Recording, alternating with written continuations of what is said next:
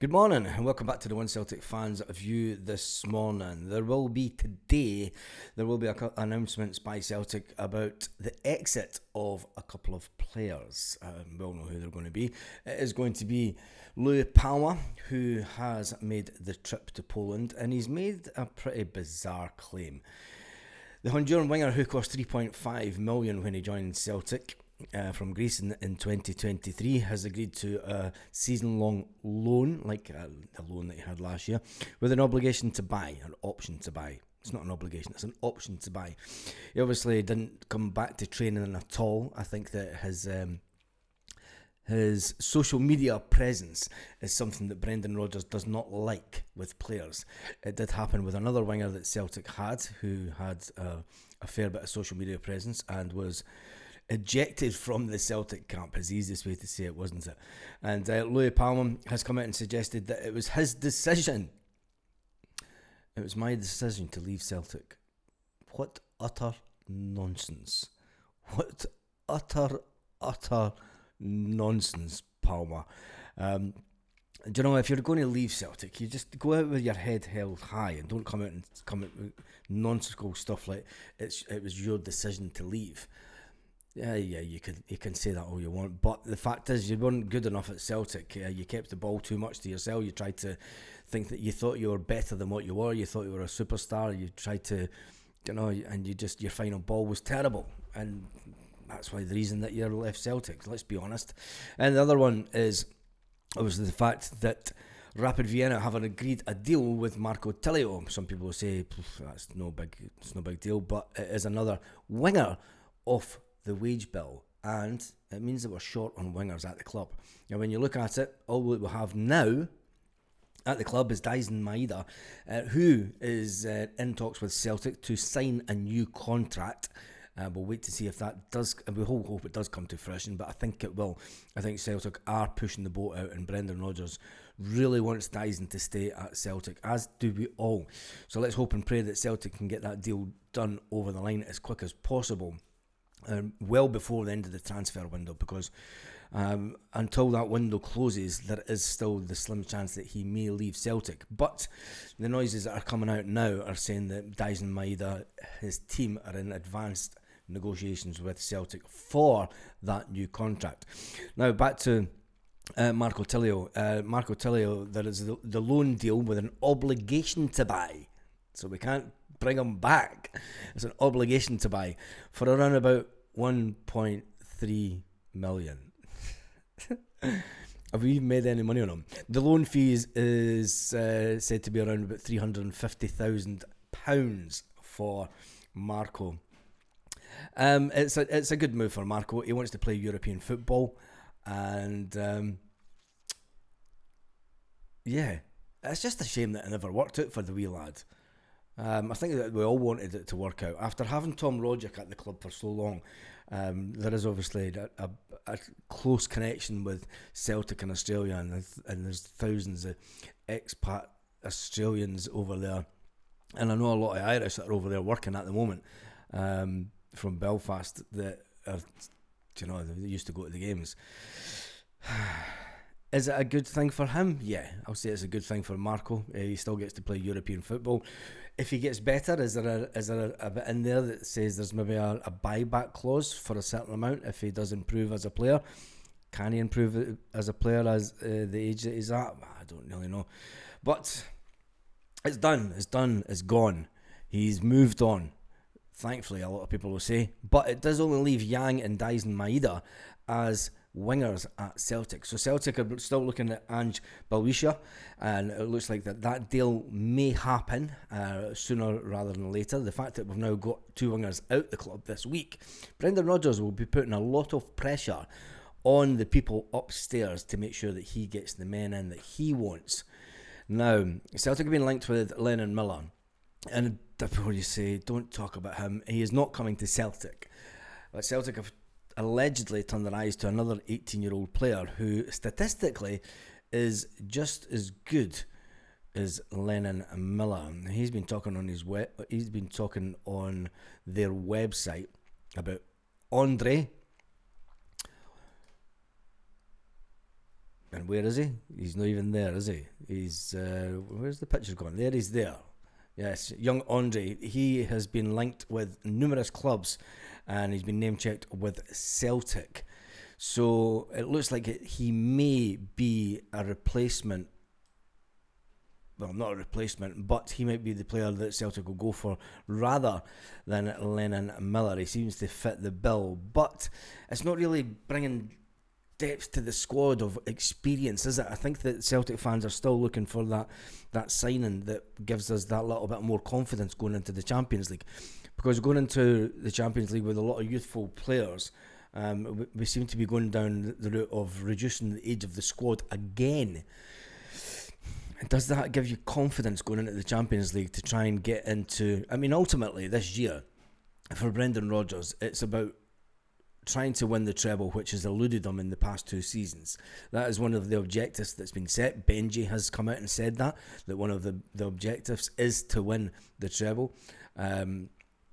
Also, there's another player that's come out and said it, but the Champions League is where Celtic will really, really feel that they have to test the water as such. Now, with the budgets that we have and the fact that we're not spending a lot of money this summer, and I think that that's what's getting to Celtic fans. But then we spent a lot of money on 2 players last summer, and people have just been on the back of them. I think that Arne Ingels has still got a long way to go. He's only 21-year-old. People were saying yesterday on one of the lives, like, stay off Johnny Kenny's back, he's only 21.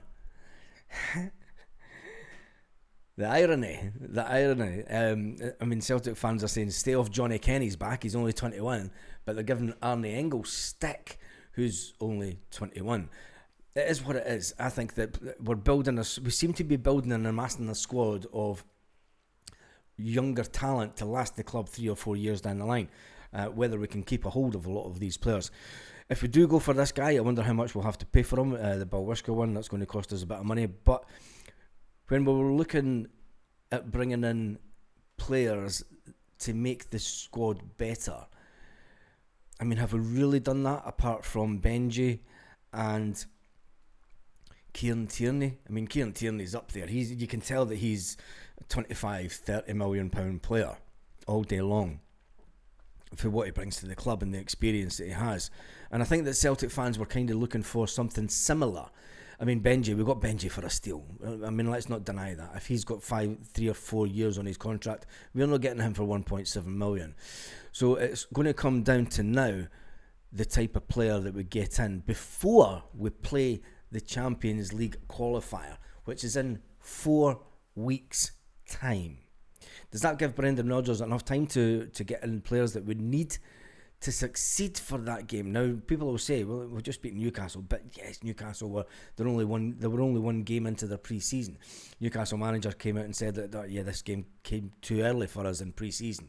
Celtic were fitter, they were faster, they wanted it more, they had more hunger. I think if we played them in the Champions League, it would be a similar work ethic from Celtic, that there'd be more hunger and desire from our players. It just always happens when we play English teams. But there's a long way to go in the transfer window. There's still, just coming up for 5 weeks now. And that is a long time in football. Let's just hope that the rumour is true, that we do get close, and we are close to signing Dyson Maeda, because I think that will give Celtic fans, definitely give me a big sigh of relief.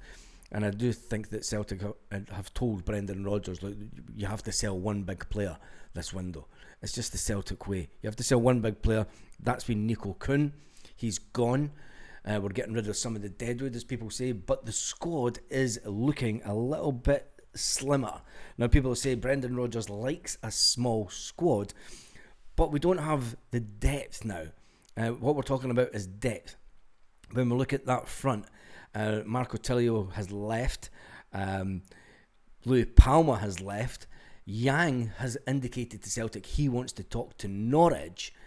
All that leaves us is Benji is in the squad as an attacking player. Will Brendan Rodgers change him from the holding midfield role that he's been playing and put him to a winger? And then it leaves us with Dyson Maeda. That's all that it leaves us. That doesn't give us the depth to fight on 4 fronts going into the season. and having to bring in another 2 wingers. We're going to have to bring in at least 2 wingers before the Champions League qualifier or before the end of the window, just to maintain squad size. And although we will get Jota back, and when he comes back, it'll be like a brand new signing in January. It'll be fantastic for us, and I think he'll kick on and get Celtic back up to that level. But in the meantime, the big question yesterday was, who plays up front? Will it be Adam Ida? Will it be Johnny Kenny? It seemed to split the fans yesterday. And then you've got to look at Shin Yamada. He can play in several positions as well. He's meant to be just as fast or faster than Daiz Maeda and Kyogo. So it'll be interesting to see what he brings to the party, as they say. And it'll be interesting to see if he gets any game time on Wednesday against Ajax. It's Wednesday or Thursday? It's Thursday, isn't it? What day is it? What day is it today even? It's Monday. It's Thursday. We've got 3 days, 12 hours and 41 minutes until the next Celtic game. Now, Shin Yamada can walk straight into the Celtic team because he's not needed the pre-season to get fit. He's been playing week in, week out right up until now. So, fitness-wise, he should be able to slip right into the team and he should get a starting berth against Ajax. And it'll be interesting. Well, we're going to have to use him to see and get him up to speed with the team. Brendan Rodgers has got a couple of days to work his magic with the player. And will he be one of those fantastic additions to Celtic that we go, do you know what? And there's another way that we have to look at it as well for this game. Inamura cost 250 grand. Brendan Rodgers said he's not going to be in and around the first team. Inamura said, Hod Masaki, I'm going to show you how good a player I am. We're still in the market for a left back. Brendan Rodgers said that, he wasn't going to be in and around the first team squad. The game against Ajax will tell us how far on he is as a player and if Brendan Rodgers will trust him to be back up to Kieran Tierney going into the Champions League. And it's not just the Champions League, it's the rigours of the season. I think that players like Inamura will be playing in the cup games this season.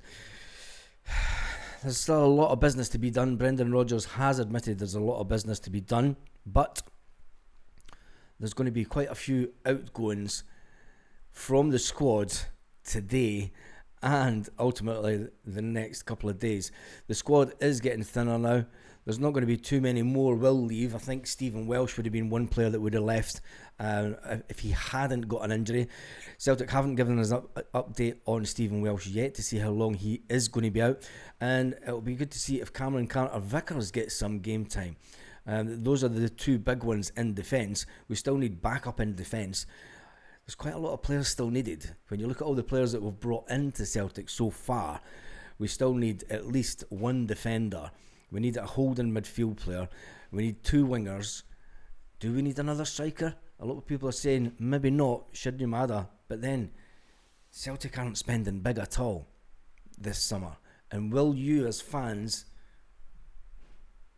be ready for a summer where we're not spending big? That would just add to speculation with the manager. That's something that we're just going to have to focus on or forget until after the transfer window. And we'll wait and see what happens come October if Brendan Rodgers has signed a new deal or not. I hope he does. I hope he does sign, because we need a bit of stability at the club. Changing managers every 2 years, it doesn't give you every 2 or 3 years. I mean, it gives you continuity. We get continuity because we're still winning. We've got the backroom staff there, Celtic will say, and the backroom staff aren't leaving, so that you've got it's only the figurehead that comes in. But the figurehead that comes in, the figurehead at any football club determines on how the first team play, how the B team plays, because you've got them training, and then how the under 17s train, because they're all training in synchronisation to work their way into the first team. And changing that again can set you back 2 or 3 years. And then we can see that with what's happened with the B team. This could be the season that the likes of Dane Murray will step up into the B team. He is ready. He's more than adequate as a replacement for the 2 defenders that have left this season already. Anyway, onwards and upwards, as we say. There will be an update this afternoon, so make sure that you check out that, and then we'll be live at 8 p.m. Celtic Park time tonight to talk about the news of the day. On that note, have an absolutely fantastic day, Celtic fans, wherever you are, all around the world.